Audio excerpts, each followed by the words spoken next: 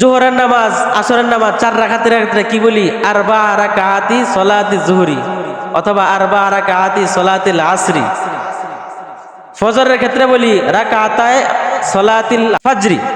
এই যে কথাগুলো বলি, এগুলো সম্পূর্ণ জরুরি না, এটা ফরজ না, ওয়াজিব না, সুন্নত না। তবে নিয়ত করা ফরজ, কিন্তু কোন ভাষায় নিয়ত করব এই দিক নির্দেশনা হাদিসেও নাই, কোরআনেও নেই। কথা বুঝতেছেন? হ্যাঁ, যেহেতু আমাদের ইসলাম এসেছে আরব থেকে, আরব কান্ট্রি থেকে, এই কারণে আরবের লোকেরা নবীজি সাহাবায়ে কেরাম যখন তারা নামাজ পড়তেন তখন তারা অবশ্যই, যেহেতু তারা আরবি ভাষী, আরব দেশের মানুষ, এই কারণে তারা আরবিতে নিয়ত করবেন, এটাই স্বাভাবিক।